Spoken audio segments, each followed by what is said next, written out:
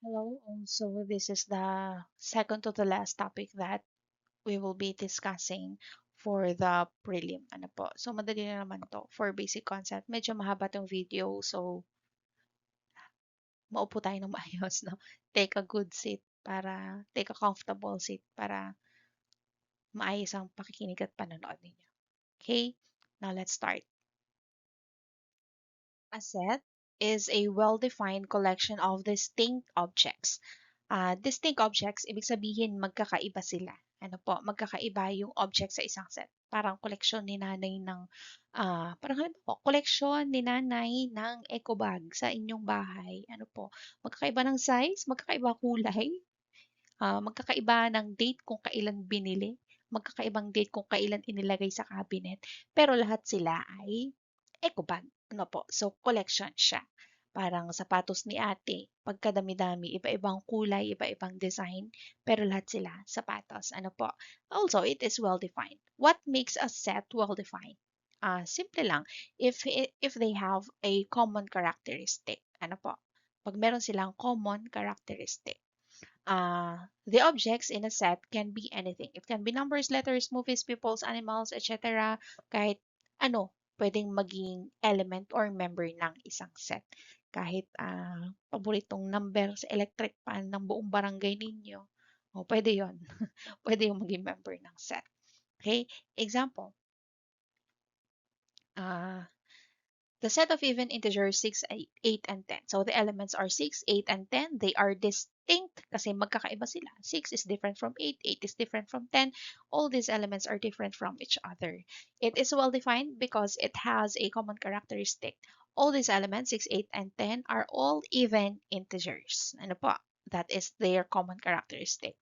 Next, the vowel in the word mathematics. The vowels are A, E, and I. Ano po? So, A is different from E. A is different from I. Yung second A, hindi na natin yan isasama kasi nga, hindi naman tayo nag-uulit ng elements. Okay, so we have three elements, A, E, and I.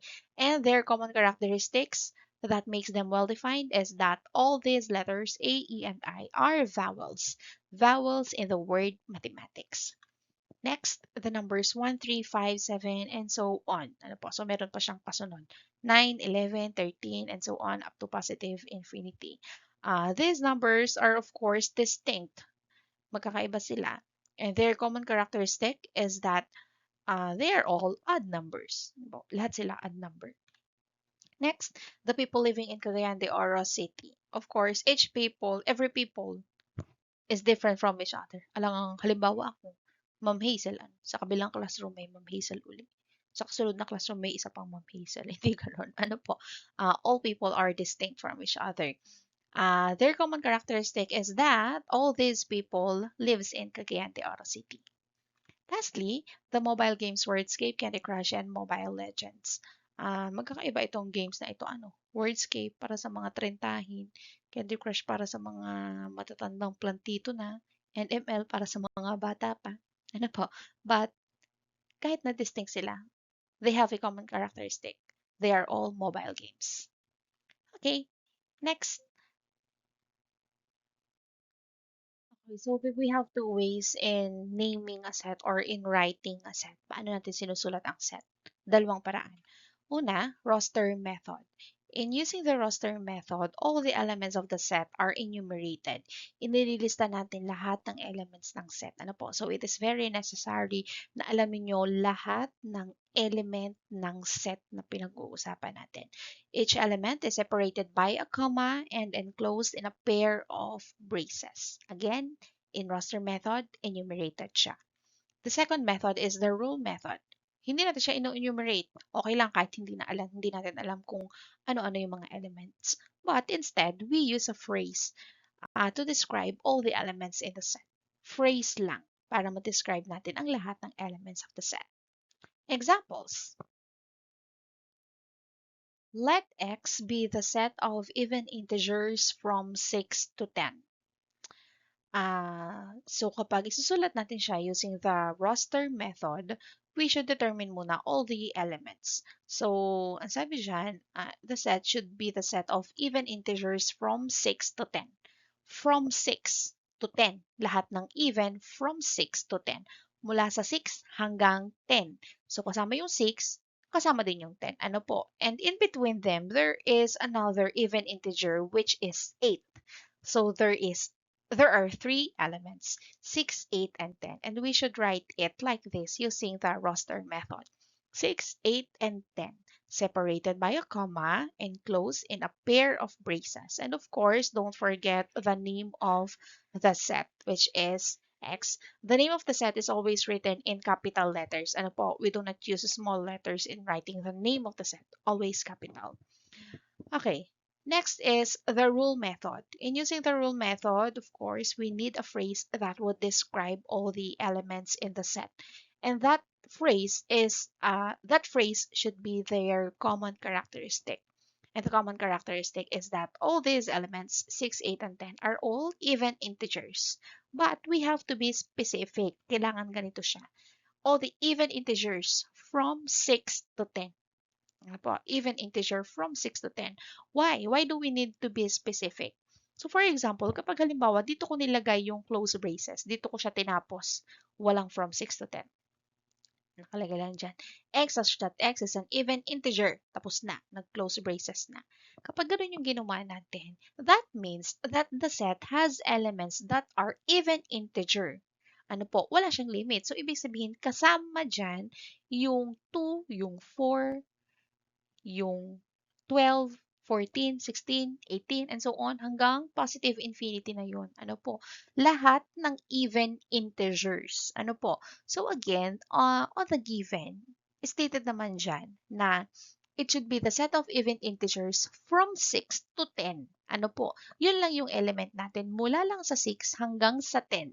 Even integers mula sa 6 hanggang 10. So we have to be specific in writing or in using the phrase when we are using the rule method. Ano po? So ganito dapat siya. Again, be very specific. How do we read this? Ganito natin siya basahin na. X is the set of all x such that x is an even integer from 6 to 10. Again, X is the set of all x such that x is an even integer from 6 to 10. Another example, let y be the collection of vowels in the word mathematics. Ano po? So, ang vowels lang naman siya ay A, E, at saka I. Hindi natin inuulit yung A ha. Isang A lang. A, E, at I. So, roster method, ayan, nakalist siya. A, E, I, separated by a comma, enclosed by a pair of braces. Then, the name of the set is set Y in capital letter. Next is the rule method. We need a phrase or we need the common characteristic that these elements have. Of course, their common characteristic is that all these elements are vowels in the word mathematics. Ano po? Again, just like what I have said in the previous example, we have to be specific. Halimbawa, dito ko nilagay yung braces. Ano, tinapos ko dito. Why is a short? Why is a vowel? Is a vowel letter. So, pag ganun ang ginawa natin, ibig sabihin kasama yung ibang vowel letters which are O and U. Vowel din sila eh. Ano? So again, be specific. A vowel letter in the word mathematics. Okay? Be specific. Next, these next terms are already discussed in our previous discussion, no? Pero banggitin ko na lang din uli. Empty set or null set. Kapag walang element, empty set or null set. Ito yung symbol niya, bilog na may slash or pair of braces na walang laman sa loob, of course. Example is the set of all the alive people in the world who are 300 years old. Of course, wala naman taong nabubuhay sa mundong ito na 300 years old na. Ano. Meron ba? Baka may kilala kayo. Wala po ano. So this is a null set. The second type of set is the singleton set. Kung ang empty set, walang laman. Ang singleton, edi single. Ano, iisa lang siya. Isa lang ang element niya. Example, vowels in the word base. So, ang vowel lang naman dito ay A. So, isa lang yung element niya. So, this is a singleton set. There is another type of set that you have to know, which is the universal set. Universal set is the set that contains all the elements under consideration. What does it mean? So, for example, if we are talking about letters, halimbawa, all the vowels or all the consonants, or all the letters in the word mathematics, for example, or all the letters in your surname, which that means the all the letters from A to Z ay members ng universal set. Kung ang pinag-uusapan naman natin ay numbers, then lahat ng klase ng number ay member ng universal set. Kung ang pinag-uusapan natin ay kulay, then lahat ng klase ng kulay, kaya ay primary color, secondary, or tertiary color, lahat ng klase ng kulay ay ay element ng universal set. Okay? Universal set is denoted by a capital letter U. Just like what I have said last time, all the letters in the alphabet can be used as the name of a set, as a name of a set, except for letter U. Kasi U is used to indicate the universal set. So, matik na yon dapat. Pag nakakita kayo ng U, set U, that is the universal set. Okay? Next are the finite and infinite sets. So, sa madaling salita, pag finite, edi may katapusan, kayang bilangin, kayang ilista. Kung hindi, edi infinite. Example, the set of even integers 6, 8, and 10. So, the elements are only 3, 6, 8, at saka 10 lang. Kayang bilangin, no? May katapusan, so this is finite. Next, the vowels in the word mathematics. Vowels, so ang vowels ay A, E, at saka ay tatlo lang, so finite. Next, the numbers 1, 3, 5, 7, and so on. Meron siyang ellipsis, ibig sabihin may kadugtong pa. So, ang kasunod niya, 9, 11, 13, 15, 17, 19, 21, and so on and so forth, hanggang positive infinity. So, wala siyang katapusan, infinite. Next, the people living in Cagayan de Oro City. O, ilan ang tao ngayon sa city? O, sa Cagayan de Oro City. Ilan ang tao ngayon? O, sige. Kaya natin siyang bilangin. Ano po? Marami, pero kaya. So, that is finite. Next, the mobile games were Escape, Candy Crush, and Mobile Legend. That is also finite. Okay. Okay, so next is equal sets. Uh, two sets are said to be equal if A and B have exactly the same elements. Exactly the same elements. So, kailangan, tulad na tulad, magkasing rami at magkasing tulad. Ano po? The other type of set is equivalent sets. If A and B have the same number of elements, then we say that A and B are equivalent sets. So, if they are equivalent sets, the number of elements lang ang pinag-uusapan natin. Ano po? For example, we have these sets X and Y. Set X has elements 6, 8, and 10, and set Y has elements A, E, and I. Okay, so as you can see here, set X has 1, 2, 3 elements, and set Y has also 3 elements. They have the same number of elements, therefore we can say that X is equivalent to Y. Ano po? Same number of elements, X is equal to Y. But we cannot say that X is equal to Y. Ano po? Hindi sila equal. Bakit hindi sila equal? Because they do not have the same exact elements. Kailangan magkatulad na magkatulad kasi for them to be equal. So as you can see, set X has elements which are numbers, while set Y has elements which are letters from the alphabet. So they are different. They have the same number of elements. They are equivalent, but they are not equal. Okay, subset. Subset. A set is a subset of another set if and only if every element of A is also an element of B. So, I have already discussed it last meeting natin. Ano po? Kung ang lahat ng element ng isang set ay element din ng isa pang set, then yung first set na iyon is a subset of the second set. But we also have this proper subset. Ano po? Proper subset. Ano naman yung proper subset? Okay, so kung alam na natin or we already verified that set A, for example, is a subset of set B, and at the same time, A is not equal to B. They do not have the same exact elements. Then we say that A is a proper subset of B.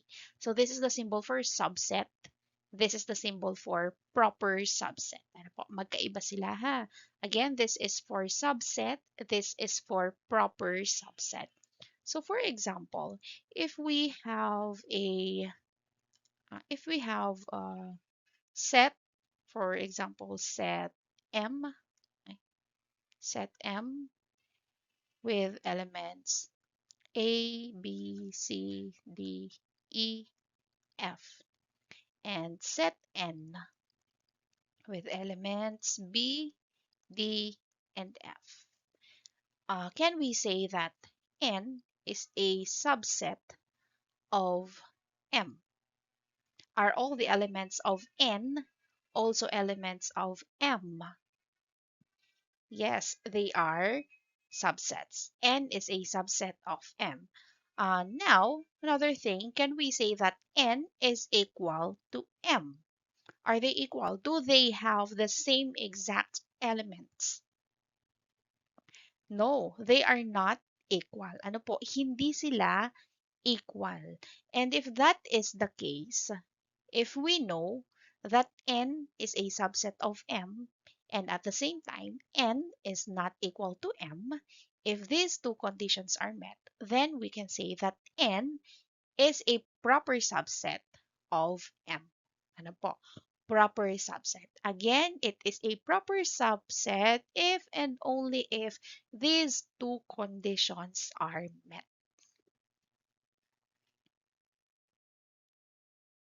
Another example, we have set X, set W, sorry, set W with elements 6 and 8.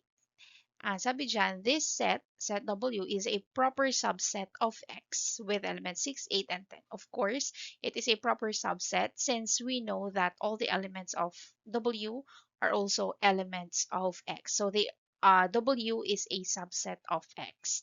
And at the same time, W is not equal to set X because they do not have the same exact elements. Therefore, set W is a proper subset of X. Also, another example, the subset of set Y with elements A, E, and I are AEI, AE, I, AI, E, A, EI, and null set. Ano po? So, subset, itong lahat ng ito na nasa baba ay subset daw ng set Y. Why? Because, for example, in this set, with elements A, E, and I, all of these elements are also elements of set Y. This set with elements AE are also elements of set Y. I is also in set Y, same as AI, tsaka yung E, then A, EI, and of course, null set is included. Ano po? So, all of these are subsets of set Y. Next, the statement red is a proper subset of the set with elements red, blue, yellow is false. False daw siya. Ang ito daw red is not a proper subset of the set with elements red, blue, yellow. And that is true. True na false yung statement. uh, Ibig sabihin, red ay hindi daw subset nitong set na to. Bakit hindi siya subset? Ano po? Because red is an element. Red is an element of this set. Bago ka maging subset, of course, you should be a set. Ano? And red is not a set. But, if we write it like this, kung ganito natin siya isusulat, ganyan. Merong braces. Naka-enclose siya sa pair of braces. Then, this red na nandito, ay ang red na nandyan, hindi na siya element. Kasi naka-enclose na siya sa pair of braces. So, hindi na siya element. This is already a set. Set na siya. So, kapag ganyan ang pagkakasulat niya, ano po, set is a proper subset of red, blue, and yellow. Proper subset na siya. But since wala naman siyang nakalagay na pair of braces, edi false. Hindi siya proper subset kasi nga element siya. So please take note of the syntax when you are writing sets. A small difference is a lot. Halimbawa yan, red. Siya ay element lang. Kapag yung red naka-enclose na sa pair of braces, hindi na siya element. Siya ay set na, singleton set kasi isa lang ang element. Ano po? Again, please be mindful of the syntax when writing sets. So we have to remember these three things about sets. First, the null set is a proper subset of every set. Again, the null set is a proper subset of every set. Kaya kung kanina, kung mababalikan ninyo yung yung isang example natin, yung null set ay kasama sa mga subset nung set Y na given. Ano po? Kahit sa ang klase ng set, eh, whether it is a set involving letters of the alphabet or numbers or colors or animals or insects, kahit anong set yan, null set is always included. Ano po? Null set is a proper subset of every set. Second, any set is a subset of itself. And kung mapapasin nyo din kanina do sa isang example natin ng mga subsets, kasama yung sarili niya doon sa mga list ng subset. Ano po?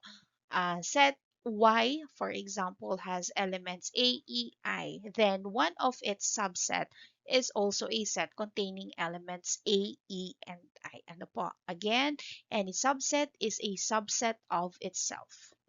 Third, a set with n elements has a total of 2 raised to n subsets. What does it mean? If we don't know yet, or if we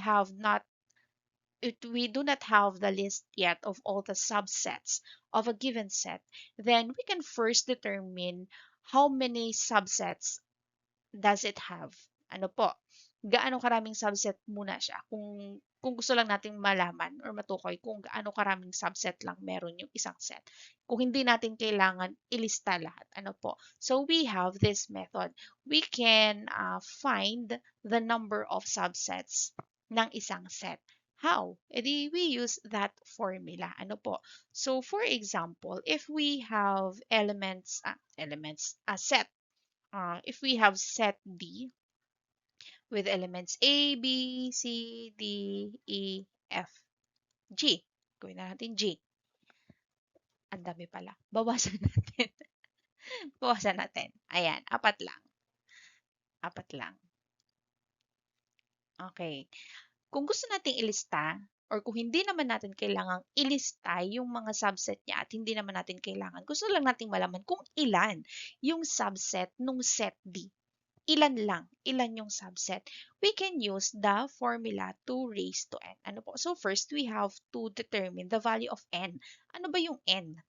N is the number of elements. Number of elements of set D. And there are 1, 2, 3, 4. 4 elements of set D. So to determine the number of subsets that set D should have, that should be 2 raised to 4 because there are 4 elements. Ano po? So 2 raised to 4 is equal to 2 times 2 times 2 times 2, and that is equal to 16. So there should be 16 subsets kapag inilista natin lahat ng subset of set D. And of course, in those 16 subsets, the null set and itself is already included. Ano po? Doon sa 16 na subset, kasama na yung null set at saka yung sarili niya.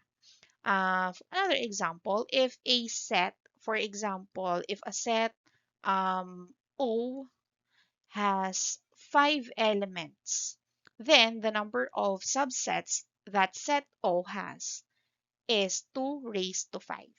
So 2 times 2 times 2 times 2 times 2 is equal to 32. Ano po? So 32 subsets naman siya. That means the more the element a set has, the more the subset it should also have. Ano po? Ano siya? Directly proportional. Ano po? Parami ng parami yung number of elements, parami din ng parami yung number of subsets. Okay? Okay, next are the set operations. The first one and the second one are already discussed last meetings natin. Ano po? So, banggitin ko na lang uli ng mabilis.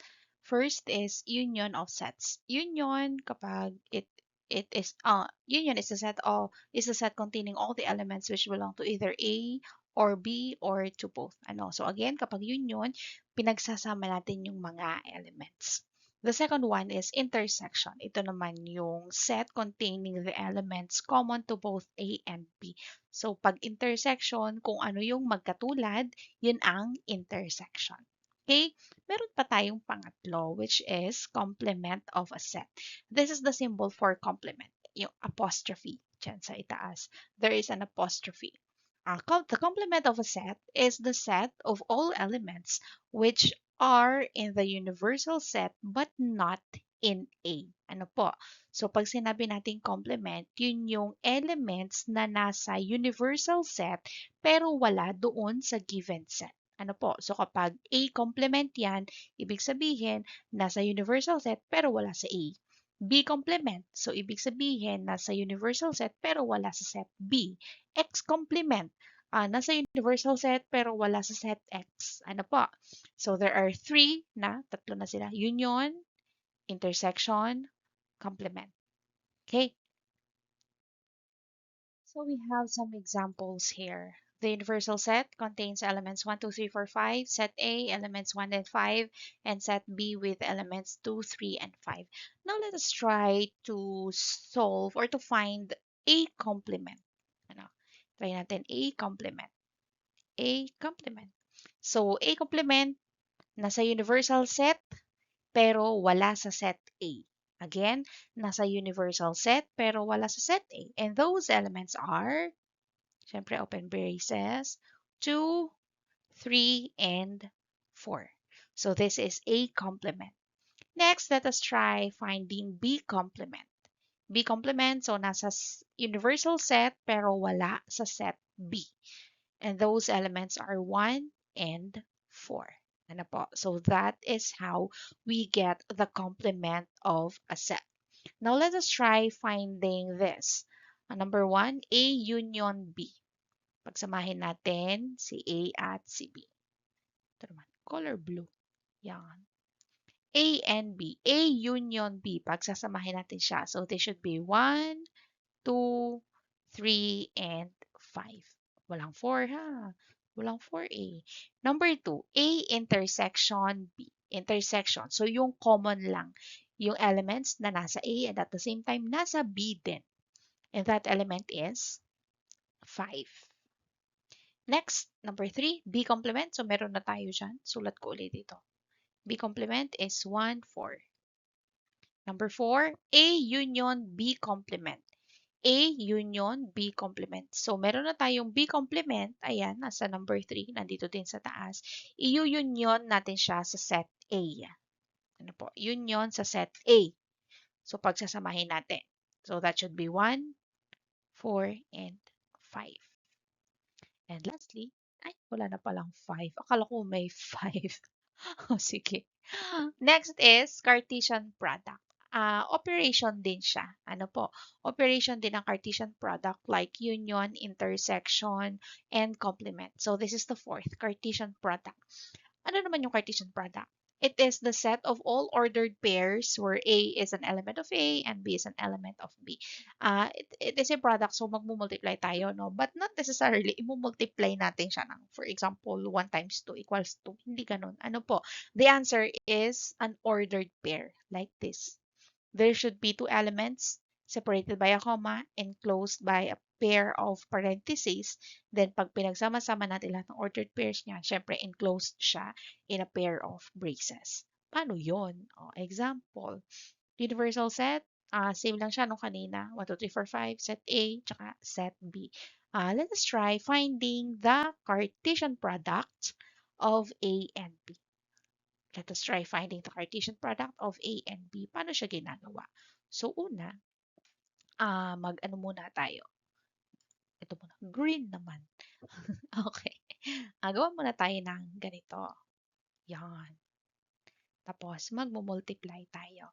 Dito sa bandang baba, ililist natin yung elements ng A since siya yung naunang nabanggit. Ano po? So, A, 1 and 5. Dito naman sa taas, elements ng B. The elements are 2, 3, and 5. Then, after that, magmumultiply na tayo. How? So, ganito. Pagsasamahin lang natin siya. 1, 2. 1 times 2, 1, 2. This should be 1, 3. Ito naman is 1, 5. This should be 5, 2. This is 5, 3. And this is 5, 5. Na po. Pero, hindi pa dyan natatapos. Hindi yan ang final answer. Ano po? Ililista natin siya using the roster method. So, list all the elements. The first element is the first ordered pair, 1, 2. Then after that, comma, second ordered pair naman, 1, 3. Next ordered pair, 1, 5. Then comma, next ordered pair is 5, 2, comma uli, 5, 3, and the last is 5, 5.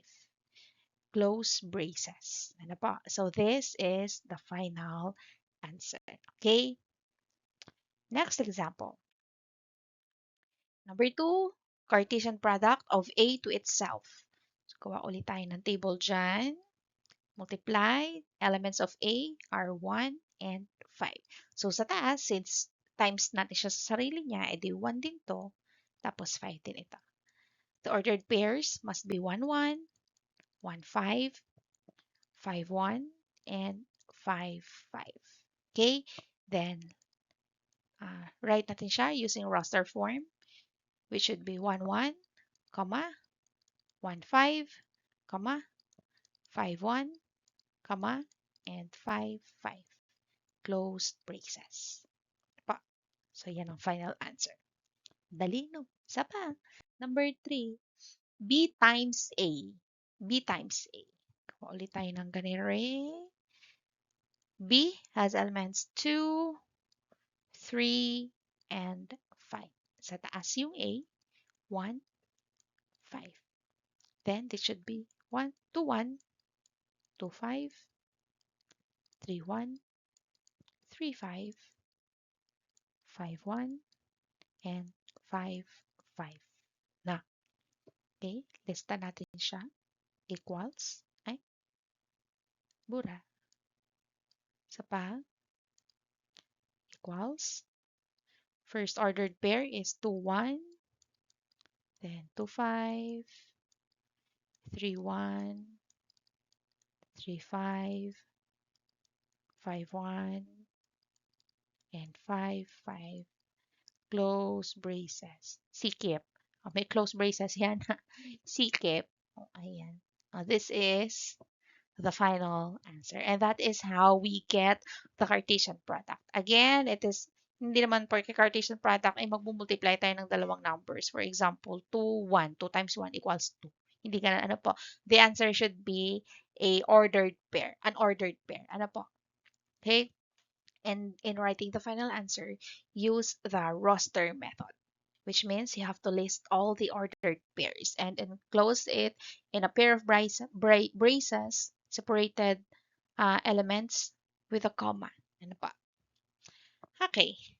So, this is an assignment. Activity sana siya na gagawin natin sa loob ng classroom. But since we have no time, at eto nga, online tayo, ano po, accomplish this in a whole sheet of paper. So, explain ko na kung anong gagawin. Ano po? U is the set of all the first 10 letters in the alphabet. So, this is the universal set. The set of the first 10 letters in the English alphabet. Alam niyo naman siguro kung ano yung first 10 letters. Ano po? Set A is a set containing elements F, A, C, and E. Set B, G, H. Set C, elements B, D, C. And set D with elements A, B, E, and I. So for number 1, write the universal set using the roster method. Isusulat niyo ito using the roster method. So you have to list all the elements. Number 2, list all the subsets of C. This is set C. You have to list all the subsets.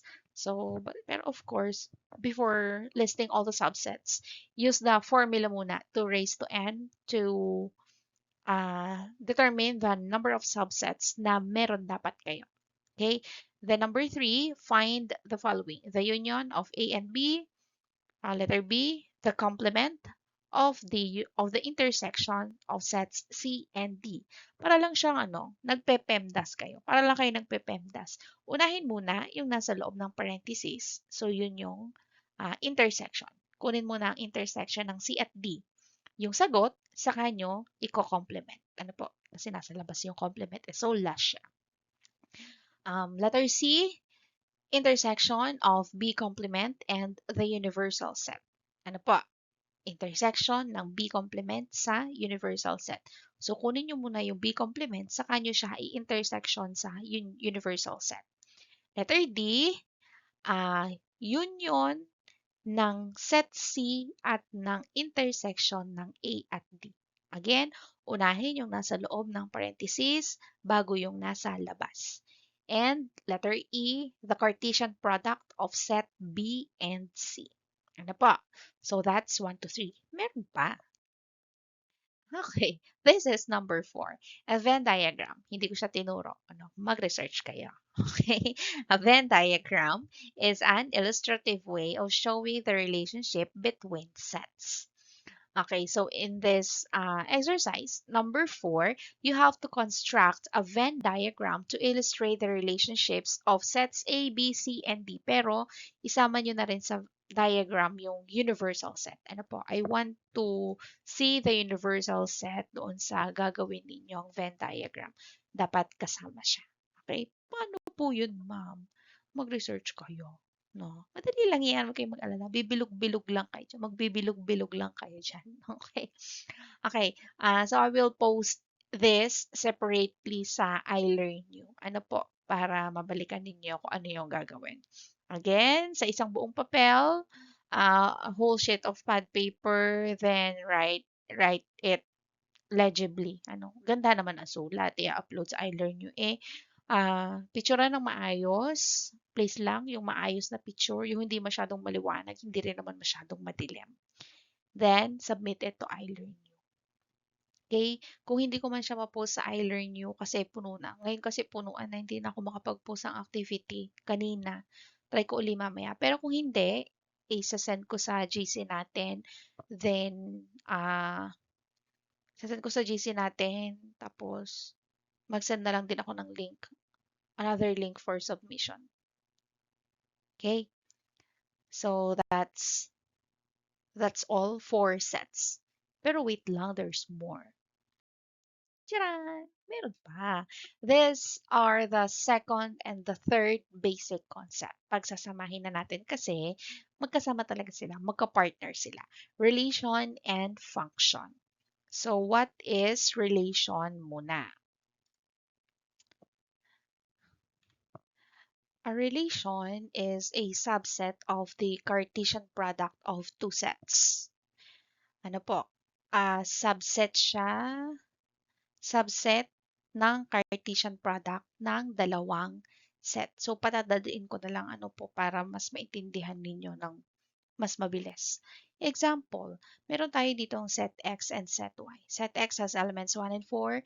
Set Y has elements -2, -1, 1, and 2. So, kunin natin yung kanyang Cartesian product. X times Y. So, gawa tayo ng ng table. Ito. Yan. Ang table. Multiply natin. X sa Y. So, dito yung X, 1, 4. Dito naman yung Y sa taas, -2, -1, 1, and 2. Ano po? Multiply natin siya. So, this is 1, -2, 1, -1, 1, 1, 1, 2. This is 4, -2, 4, -1, 4, +1, and 4, 2. Ngayon, paano natin ma-determine if this is really a relation? Don't worry, you don't have to solve for the ordered pair sa isang relation. Always given yan. You only have to verify whether it is really a relation or not. Okay, so how could we verify if it is really a relation?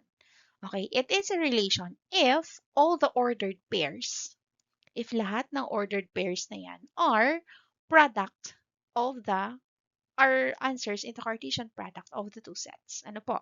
So for example, the first ordered pair is 1, 1. Nandito ba siya? Yes. Ayun. 1, 1. Next is 1, negative 1. Ito siya. 4, 2. Ayun siya. 4, negative 2. Ayun siya. Ano po? So, lahat ng ordered pairs na yan are also members of the Cartesian product of these two sets. Ano po? If that is the case, then we can confirm and we can verify that this set is a relation. Ano po? Relation siya. Another example. Okay, so we have set W here with elements 0, 1, 2, and 4. Let us get the Cartesian product of set W by itself. So, mag-multiply tayo dyan. 0, 1, 2, and 4. Ang dami eh. 0, 1, 2, and 4. Multiply natin siya sa sarili niya. 0, 1, 2, ay sikip, ay 4. Yan. Okay. So, this is 0, 0. Pababa naman. 1, 0. 2, 0. 4, 0. 0, 1. 1, 1. 2, 1. 4, 1. 0, 2. 1, 2. 2, 2. 4, 2. This is 0, 4. 1, 4. 2, 4. 4, 4. Ano po? So again, let us check whether these ordered pairs are members of the product of the set W by itself. 0, 0. Ayun. 1, 1. Ayun siya. 2, 4. 2, 4. Ayun. 2, 4. Ano po? So all these ordered pairs are members of this product. So therefore, this set is a relation. Okay? Relation. Next is the domain. The domain of a relation denoted by D of R is the set of all first coordinates in the ordered pairs which belong to R. It is the set of all the first coordinates. Set of all the first coordinates. So let us go back with this relation. Now let us find the domain. Again, according to the definition, domain is the set of all first coordinates. First coordinates. Eh, ano ba yung first coordinates? Siyempre, yung first coordinate are the numbers, are the first numbers in each ordered pair. Ano po? The first numbers. So if we are going to write it, that would be D of R or domain of the relation R is the first number, 1. Next is also positive 1, so hindi na natin siya uulitin. Next is 4. And the other one is also 4, so wag na yan. Close braces. Okay? That's it. That is the domain. Another example. So here, the domain is, first is 0, next is 1, then 2. That is the domain. Okay? So again, the domain is the set of all the first coordinates. First coordinate. Meron siyang kapartner, which is the range. Range naman is the set of all the second coordinates. Second coordinates. Okay, so now let us write the range for this set. Range of R of the given relation is the second coordinate, 1. Next is negative 1. Next is 2. And this is negative 2. Okay, that is the range. Next, for this set naman, range ng set R is this one, 0, then positive 1. This is 4. Okay, so that is how we get the domain and the range of any set. Okay, next is function. A function, we say that a set is a function if x is assigned to a unique element of a set Y. Ano po? Kapag yung X ay mayroong partner doon sa set Y, tapos unique siya. Ano po? Paano yun? Example. We have this set A with elements 0A, 1B, 1C, negative 1D. Ano? Padaliin natin. Sa madaling salita, function siya kapag yung domain niya ay walang nauulit. Again, function siya kung walang nauulit na domain. So here we can see na merong 0, the next is 1, yung kasunod, 1 uli, yung kasunod, negative 1. So since merong naulit, dalawa yung 1, this is not a function. Hindi siya function. But still, we can find the domain. The domain are the first coordinates, 0, 1, and negative 1. Kasi nga, hindi naman natin inuulit. Ano po? 0, 1, and negative 1. That's the domain. We can also get the range pa rin kahit hindi siya function. The range is A, B, C, and D. Ano pa? Next, set B with elements 0, 0, 1, 1, and 2, 4. Let us check the domain. Ito ay 0, this is 1, and this is 2. Walang naulit, so this is a function. The domain is 0, 1, 2. Then, the range is the set of all the second coordinates, so that should be 0, 1, and 4. Okay? Relation and function.